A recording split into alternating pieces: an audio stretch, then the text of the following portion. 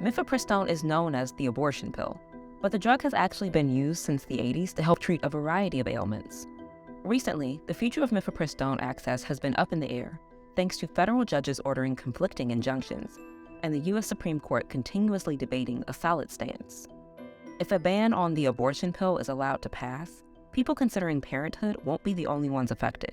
The safety record on this drug is amazing. This is a drug that's been around for 20 years. More than 4 million doses have been dispensed. It's safer than aspirin. So I really don't understand what's going on here, except that, there's an agenda. Dr. Nancy Klimas has spent decades studying chronic illnesses that involve brain inflammation. Her work includes supporting veterans who experienced Gulf War syndrome after serving in the early 1990s war in which Iraq forces invaded Kuwait. About 1 in 3 came back with a chronic condition they still have today that can be very disabling. And it involves brain inflammation, the inability to deal with toxins and detoxify, and it affects their adrenal gland and a whole bunch of different systems that are interactive. Her team is currently in phase 1 of human trials for the use of mifepristone in treating Gulf War veterans. The thing that's doing for abortion is actually at a lower dose, hitting a different receptor in the body.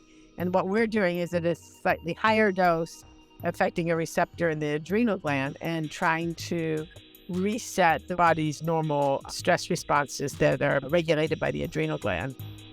Dr. Klimas also said that mifepristone is FDA approved to help people living with Cushing disease regulate their blood sugar levels, among its other uses.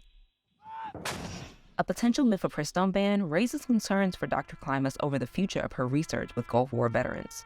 We're finally rolling this into actual clinical trials, and all of a sudden we didn't have the drug to use anymore. I mean, it would just stop us. We'd be stopped. There is no other drug. It would stop our line of investigation and potentially stop this life-restoring therapy to our veterans that suffer so mightily from this horrible illness.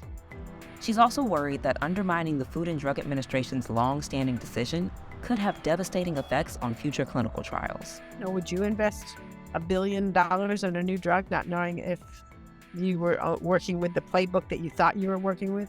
Our playbook is the FDA regulatory system. Safety is the most important issue at the FDA. It's really important work, and they should be left to do it. That's their job. And it's really not a court of law's job to second guess the FDA.